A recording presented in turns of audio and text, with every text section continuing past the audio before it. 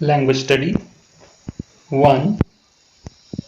First of all, we will read the sentence. I know of sweeper boy who's looking for work. मला असा sweeper boy माहीत आहे जो काम शोधत आहे. आता इथं या वाक्यामधील या भागाला अंडरलाईन केलेला आहे, म्हणजेच अधोरेखित केलेला आहे. तर का ते आपण बघूया. Observe the underline part of the sentence.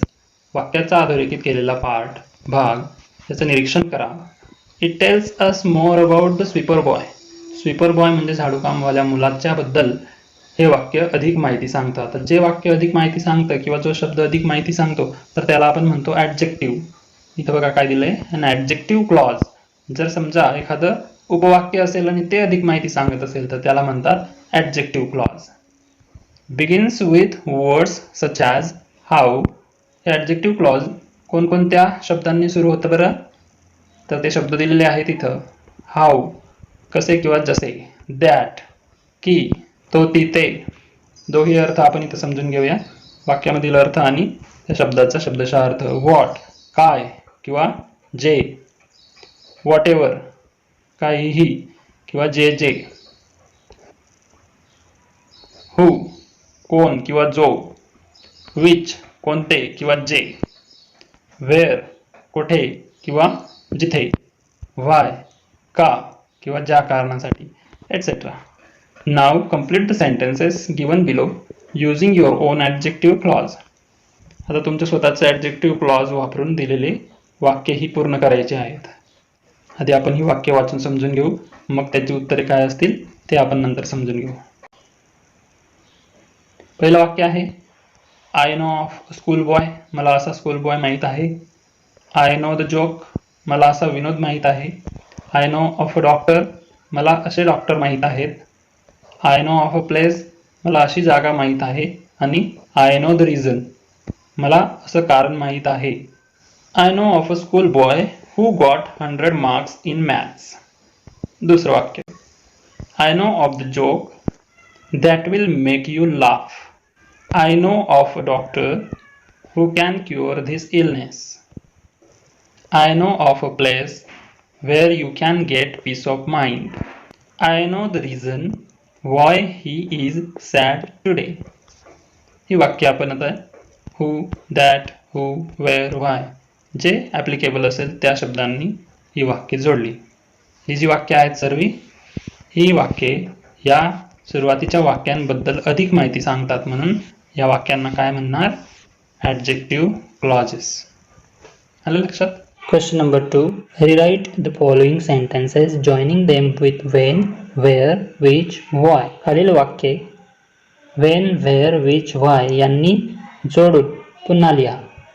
when केव्हा, where म्हणजे कुठे, which कोणते, why म्हणजे का. परंतु जेव्हा आपण इथं वाक्यांना जोडणार तर त्यावेळेला त्यांचा अर्थ असा होईल when जेव्हा, where जेथे, which जे किंवा जे काही, why या कारणाने. पहिलं वाक्य ए. सर्वात आधी आपण वाक्य समजून घेऊया. Sitaram had bundle of freshly pressed clothes. He balanced it on his head. सीतारामकडे नुकतेच प्रेस केलेले कपड्यांचे बंडल होते, ते त्याने डोक्यावरती संतुलित करून ठेवलेले होते. बी. A large shady tamarind tree grew at one end of the bazaar. Mrs. Srivastav found her friend Mrs. Bhushan there. बाजाराच्या एका कोपऱ्याला एक मोठं सावलीचं चिंचेचं झाड होतं. मिसेस श्रीवास्तव यांना मिसेस भूषण ज्या त्यांच्या मैत्रीण होत्या त्या तिथे आढळल्या. C. The People Nagar Bank has stopped paying employees. It is about to collapse. Pipalnagar बँकेने त्यांच्या कर्मचाऱ्यांना पगार देणे थांबवले होते. It is about to collapse. ती आता कोसळण्याच्या मार्गावर होती. D. He had finished his work. He sat down on the highest step. त्याने त्याचे काम पूर्ण केले आणि तो सर्वात उंच पायरीवर जाऊन बसला. आता बघूया ही वाक्य कशा प्रकारे जोडली जातील. A. Sitaram had bundle of freshly pressed clothes which he balanced on his head. हे वाक्य विच या शब्दाने जोडलेलं आहे. B. Mrs Srivastava found her friend Mrs Bhushan there were large shady tamarind tree grew at one end of the bazaar. हे वाक्य where या शब्दाने जोडले गेलेले आहे. C the Pipal Nagar bank which has stopped paying employees is about to collapse. हे वाक्य which या शब्दाने जोडले गेलेले आहे. डी he sat down on the highest step when he had finished his work. हे वाक्य व्हेन या शब्दाने जोडले गेलेलं आहे. आता पुढील पार्ट आहे टेन्सचा. टेन्स म्हणजे काळ.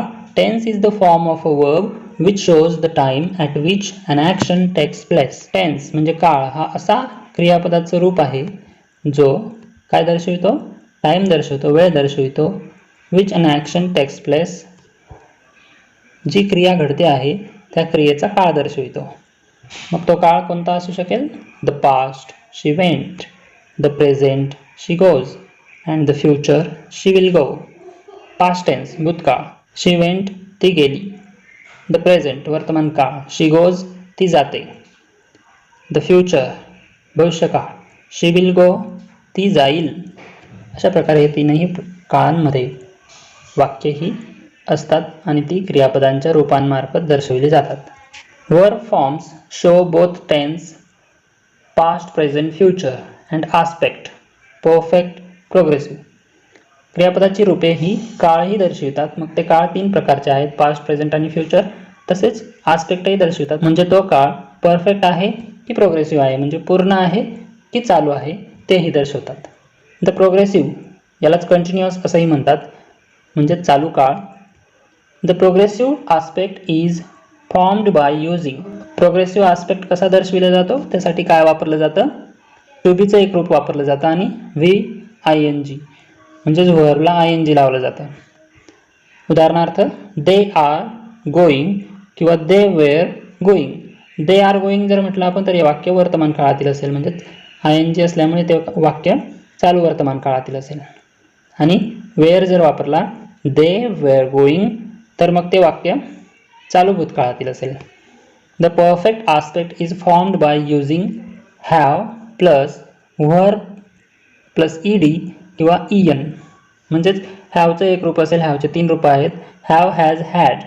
आणि क्रियापदाचं तिसरं रूप असेल past participle of the verb. उदाहरण बघूया. दे हॅव गॉन किंवा दे हॅड गॉन. जर हॅव असेल वाक्यामध्ये तर ते वाक्य पूर्ण वर्तमान काळातील असेल, कारण क्रियापदाचं इथं तिसरं रूप वापरलेलं आहे. मग पूर्ण वर्तमान काळातील वाक्य दे हॅव गॉन. आणि जर हॅड वापरला तर ते वाक्य पूर्ण भूतकाळातील होईल. कसं होईल ते वाक्य? They had gone. आता शिकू काळाचे प्रकार. द प्रेझेंट टेन्स वर्तमान काळ. प्रत्येक काळाचे हे 4 प्रकार असतात: सिंपल, प्रोग्रेसिव्ह, परफेक्ट आणि perfect progressive. Simple present tense म्हणजे साधा वर्तमान काळ. याची उदाहरणे I go home, she goes home. Go आणि गोज ही क्रियापदाची मूळ रूपे आहेत, म्हणजेच वर्तमान काळी रूपे आहेत. म्हणून हे वाक्य सिंपल प्रेझेंट टेन्समधील आहेत. प्रेझेंट प्रोग्रेसिव्ह म्हणजे चालू वर्तमान काळ. I am going, they are going. इथं ॲम आणि आर हे वर्तमान काळ दर्शवितात आणि क्रियापदाला लावलेला ING हे चालू काळ दर्शवितात. म्हणून तो काळ आहे प्रेझेंट प्रोग्रेसिव्ह. आता प्रेझेंट परफेक्ट टेन्स म्हणजे पूर्ण वर्तमान काळ. उदाहरणे बघूया. He has gone, they have gone. Has आणि हॅव हे वर्तमान काळातील आहेत आणि जेव्हा काळ पूर्ण असतो, क्रियापदाचं तिसरं रूप वापरलेलं असतं, तेव्हा हॅव, हॅज, हॅड वापरतात. इथं प्रेझेंट टेन्स आहे म्हणून हॅवचे प्रेझेंट फॉर्म्स वापरलेले आहेत, हॅज आणि हॅव.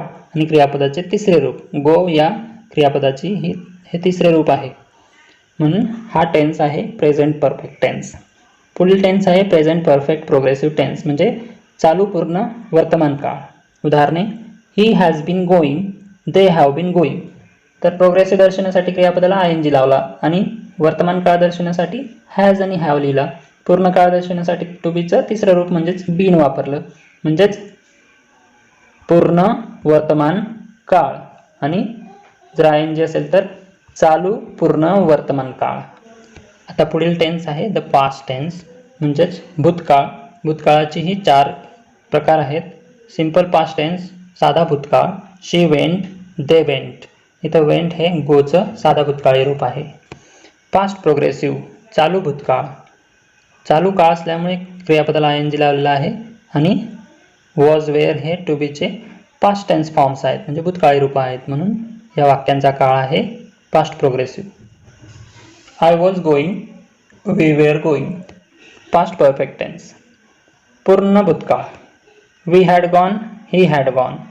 आता हॅड हे हॅवचं भूतकाळी रूप आणि गॉन हे क्रियापदाचं तिसरं रूप, म्हणजेच पूर्ण भूतकाळ या वाक्यावरून दर्शविला जातो.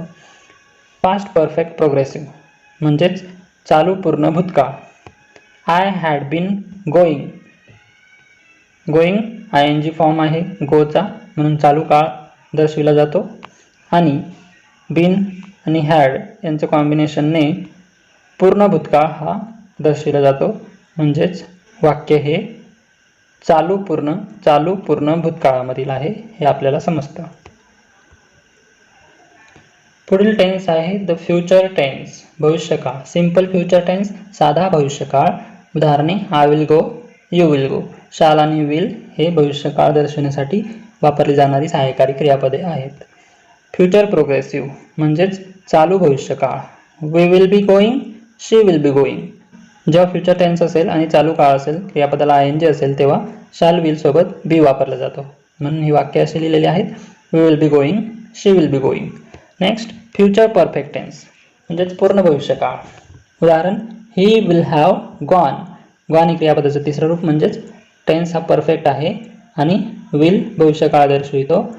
मग इथं मदतीसाठी हॅव घेतला जातो भविष्यकाळात, म्हणून वाक्य झालंय ही विल हॅव गॉन. त्याची कन्स्ट्रक्शन नीट लक्षात ठेवायची की कोणते सहाय्यकारी क्रियापदे कोणत्या काळामध्ये वापरली जातात. फ्युचर परफेक्ट प्रोग्रेसिव्ह टेन्स म्हणजेच चालू पूर्ण भविष्यकाळ. उदाहरणे I will have been going, they will have been going.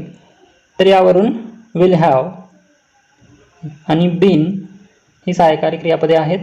Will have हे भविष्यकाळ दर्शवितात आणि बीन पूर्ण काळ दर्शवितात. ING चालू काळ दर्शवितात, म्हणून हे वाक्य आहे चालू पूर्ण भविष्यकाळाचं. पुढील टॉपिक आहे सब्जेक्ट वर्ब ॲग्रीमेंट.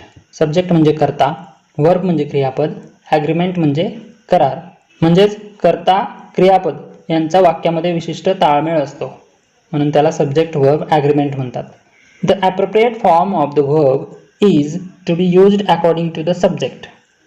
कर्त्यानुसार क्रियापदाचा योग्य तो फॉर्म म्हणजे योग्य ते रूप वापरायचे असते आणि वापरले जाते. In the simple present tense S or ES will be added to the verb only when the subject is he, she or it. जेव्हा साधा वर्तमान काळ असतो तेव्हा जर कर्ता ही, शी, इट असेल, हा नियम नीट लक्षात ठेवायचा. जेव्हा साधा वर्तमान काळ असेल आणि कर्ता ही, शी, इट असेल तर तेव्हा क्रियापदाला S किंवा ES हा प्रत्यय लावला जातो. Read the following. खालील उदाहरणे वाचूया. I, we, you, they want a pen. म्हणजे जेव्हा कर्ता आय, वी, यू आणि दे यांपैकी असेल तेव्हा क्रियापदाला S लागणार नाही. परंतु जर ही, शी किंवा इट असेल कर्ता तर त्यावेळेला क्रियापदाला S लागतो. He, she wants a pen. तसेच क्रियापदानुसार क्रियापदाला ES सुद्धा लागतो. He, she goes home in time. Similarly, the form of the auxiliary verb will have to be used according to the subject. In present progressive, past progressive, present perfect, etc. याचप्रमाणे जेव्हा काळ चालू वर्तमान काळ, चालू भूतकाळ किंवा पूर्ण वर्तमान काळ असेल तेव्हा सहाय्यकारी क्रियापद हे सब्जेक्टनुसार वापरले जाते. Read the following. खालील वाक्य वाचा. I am writing an essay. We are writing an essay. He or she is writing an essay. आता इथं हे तिघही चालू वर्तमान काळातील वाक्य आहेत, कारण ॲम, इज, आर ही टू बीची वर्तमान काळी रूपे आहेत आणि क्रियापदाला ING लागलेला आहे. तर बघा, जसा कर्त्यामध्ये बदल होत जातो तसा त्याच्या सहाय्यकारी क्रियापदाच्या रूपामध्ये सुद्धा बदल होतो. पुढील वाक्य आहेत. I have written an essay. He or she has written an essay. कर्ता जेव्हा आय असतो तेव्हा हॅव आणि हॅज पैकी पूर्ण वर्तमान काळामध्ये हॅव आय सोबत वापरला जातो आणि ही आणि शी सोबत हॅज वापरला जातो. Next, I was writing an essay. We were writing an essay. आता ही जी वाक्य आहेत ही वाक्ये चालू भूतकाळातील आहेत, कारण क्रियापदाला ING लागलेला आहे आणि वॉज आणि वेअर ही भूतकाळी टू बीची रूपे आहेत. मग आय असेल तर वॉज वापरायचा आणि वी असेल तर वेअर वापरायचा. कारण आय हे एकवचनी आहे म्हणून क्रियापदाचं एकवचनी फॉर्म वापरलेला आहे आणि वी अनेकवचनी असल्यामुळे टू बीचं अनेकवचनी रूप वापरलेलं आहे. अशा प्रकारे आपण आज लँग्वेज स्टडी हा टॉपिक शिकलो आणि समजून घेतला.